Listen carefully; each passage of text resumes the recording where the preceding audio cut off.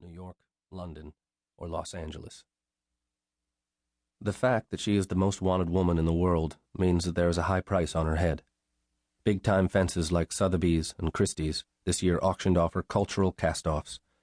Her signatures sold for $200, while a Jean-Paul Gaultier bra from her Blonde Ambition tour went for over $20,000. Then there are the bounty hunters. There were offers of $350,000 for the first picture of her daughter Lourdes, while one enterprising chap hid in the rafters of Dornoch Cathedral in Scotland in an attempt to film the christening of her son Rocco last year. A look through her file shows clearly that since childhood, Madonna dreamed single-mindedly of becoming a celebrity. "I've been provoking people since I was a little girl. I'm very interested in being alluring," she once confessed. As with so many showbiz divas, it started with the small stuff. A show of exhibitionism at family gatherings, hogging the spotlight at school concerts, always being the center of attention at college dance performances. By the time she moved to New York, she was on the slippery slope, rapidly moving from recreational self-absorption to flirting with the hard stuff, avidly sniffing success. Pretty soon she had pawned her dance career for a hit of fame, never really coming down from the high of seeing her first single go to #1 in the charts. From then on she was hooked, utterly addicted to fame, mainlining on mass adulation, graduating from one-hit wonder to singing and acting sensation, celebrity superstar, and, finally, universal icon. Of course, as always in these cases, there were victims. In the global village, she outraged neighborhood elders by going around half-dressed and encouraging other girls to do the same, scandalized the closed minds within the Catholic Church with her open sexuality, and was always provoking the stuffier contributors to the parish magazine. As a serial controversialist, she had, however, many supporters in the community, especially among blacks, gays, and young women. For all the years she has spent stirring up trouble and scandal, it remains difficult to draw an accurate portrait of the real Madonna. A consummate mistress of disguise, she is always cleverly hidden behind an assortment of masks, cloaking herself in the mystery of her mythology.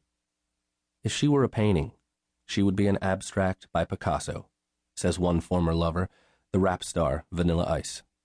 She has so many faces. When people got really affronted at her behavior, as when she published the controversial sex book, she always had an explanation. She claimed she was being criticized because she was a woman, or that what she had done was meant to be ironic, or that no one quite got it. If one of the escapades she was involved in went wrong, one of her films failing, for example, she always blamed someone else, usually the director. For 2 decades, she has been causing mischief and mayhem and getting away with it. Equally, she has not done badly out of her years of cultural agitation. The girl who once sprayed graffiti on the walls of the establishment now owns one of the biggest houses in the neighborhood. Yet, even though she seems to have undergone a metamorphosis from iconoclast to institution, Madonna likes to think she is still a rebel at heart. And maybe she still is. A glance around her New York apartment yields a few signposts in the quest to pinpoint her personality. As she sits curled up on her elegant sofa, Madonna cuts an unlikely figure as the individual at the center of the longest cultural manhunt in history.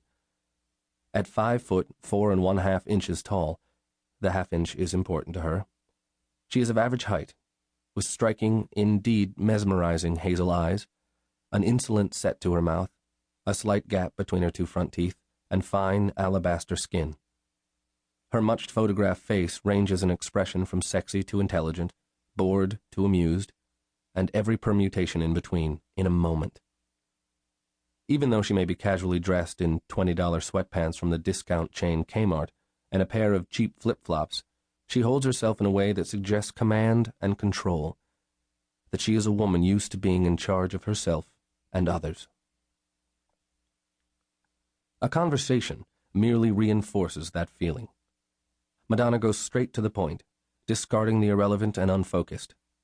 "Okay, Bert, what have you got? Are we doing good?" she used to say to her former business manager, Bert Padell, mocking his Brooklyn inflections.